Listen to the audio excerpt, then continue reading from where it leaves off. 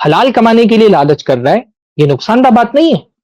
نقصان کب ہوتا ہے دنیا کی لالچ کا؟ جب یہ لالچ حدوں کو پار کر دیتی ہے، جب دنیا کی محبت انسان کے ذہن و دماغ پر ایسے غالب آ جاتی ہے، مال کی چاہت اور لالچ انسان کو اندھا ایسا بنا دیتی ہے کہ وہ حلال و حرام کی تمیز نہیں کرتا، تب یہ مال کی لالچ انسان کو نقصان پہنچاتی ہے۔ وہ جو اللہ کے نبی نے فرمایا کہ تم اس کے پیچھے لگ جاؤ گے مقابلہ آرائی میں جیسے دوسرے مقابلہ آرائی میں لگ گئے، تو یہاں مطلب یہ نہیں ہے کہ حلال کمانے میں مقابلہ کرو، بھئی حلال کمانے کی کوشش کرنا تو قابل مبارکباد چیز ہے، ابھی انشاءاللہ تعالی وہ بات آگے آئے گی۔ اصل مسئلہ کیا ہے؟ جب تنافس دنیا کے اندر پیدا ہو، تنافس کا مطلب ہوتا ہے مقابلہ آرائی، کمپٹیشن۔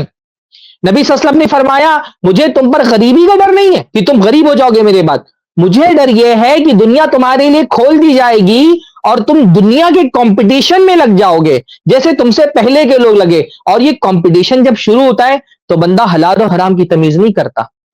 یہ دنیا کی چاہت جب دماغوں پہ قبضہ کرتی ہے تو آنکھوں کو اندھا کر دیتی ہے، جیسے عرب کے لوگ کہا کرتے تھے حبک الشیء یعمی ویصم، کہ تمہاری کسی چیز کی محبت جب تمہارے دماغ پر غالب ہوتی ہے تو تم کو اندھا اور بہرا بنا دیتی ہے، نہ تم کو کچھ دکھائی دیتا ہے نہ سنائی دیتا ہے۔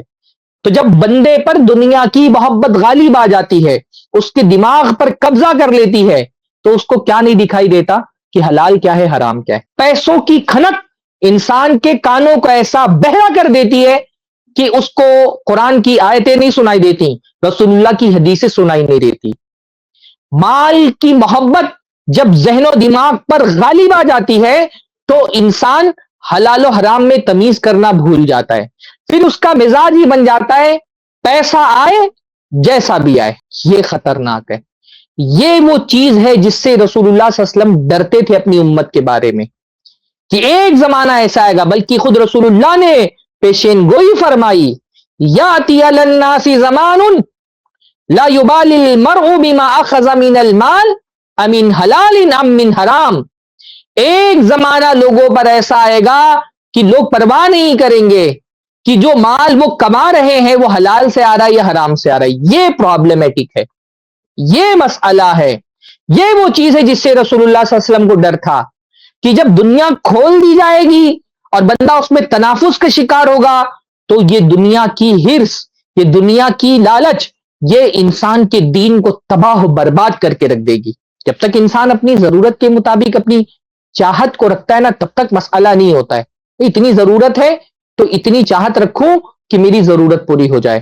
جب تک یہ چاہت انسان کو سرکشی پر، بغاوت پر نہیں ابھارتی، تب تک اس چاہت میں کوئی عیب کی بات نہیں ہے۔ بھائی مال کی محبت تو انسان کی فطرت میں ڈالی گئی ہے۔ اللہ تعالیٰ نے قرآن مجید میں فرمایا وَإِنَّهُ لِحُبِّ الْخَيْرِ لَشَدِيدٌ، کہ انسان مال کی محبت میں بہت شدید ہے۔ اللہ تعالیٰ نے ہماری نفس میں مال کی محبت ڈال دی ہے۔ زُيِّنَ لِلنَّاسِ حُبُّ الشَّهَوَاتِ مِنَ النِّسَاءِ وَالْبَنِينَ وَالْقَنَاطِيرِ الْمُقَنطَرَةِ مِنَ الذَّهَبِ وَالْفِضَّةِ وَالْخَيْلِ الْمُسَوَّمَةِ وَالْأَنْعَامِ وَالْحَرْثِ۔ اللہ نے فرمایا انسان کی فطرت کے لیے مزین کر دیا ہے۔ اللہ تعالیٰ نے بہت ساری چیزوں کی چاہتوں کو، بہت ساری چیزوں کی چاہتیں انسان کی فطرت میں ڈال دی گئی ہیں۔ عورت کی چاہت اللہ نے ڈالی ہے، اولاد میں بیٹوں کی چاہت اللہ تعالیٰ نے ڈالی ہے، سونے چاندی کا ڈھیر انسان کو چاہیے ہے، انسان کی چاہت ہے یہ۔ اللہ تعالیٰ نے یہ چاہت دلوں کے اندر ڈالی ہے کہ سونے چاندی کا ڈھیر اس کے پاس ہو، اچھی اچھی سواریاں، پرانے زمانے میں گھوڑے ہوتے تھے، اعلیٰ ترین سواری کے لائق تو انسان کی چاہت ہے۔ خوب سارے جانور، انعام، چوپائے، کھیتی باڑی، پراپرٹی، جائیداد، ان چیزوں کی محبت تو انسان نے فطرت میں ڈال دی ہے۔ اللہ ہم سے یہ مطالبہ نہیں کرتا کہ دل سے مال کی محبت بالکل ختم کر دو، یہ تو ایک غیر فطری مطالبہ ہوگا۔ اگر اللہ تعالیٰ ہم سے یہ چاہت کرے کہ دل سے مال کی محبت ہی نکال دو تو یہ تو غیر فطری مطالبہ ہوگا، کیونکہ بھائی مال تو انسان کی ضرورت ہے اور ضرورت کی حد تک کہ انسان کے اندر چاہت بھی ہوتی ہے۔ یہ چاہت پرابلم نہیں ہے، مال کی چاہت دل میں پرابلم نہیں ہے، لیکن جب یہ چاہت اللہ تعالیٰ کے احکام پر غالب آ جائے تب یہ پرابلم بنتی ہے۔ مال کی محبت بری نہیں ہے، پر جب مال کی محبت اللہ کی محبت پر غالب آ جائے تب یہ خطرناک ہو جاتی ہے۔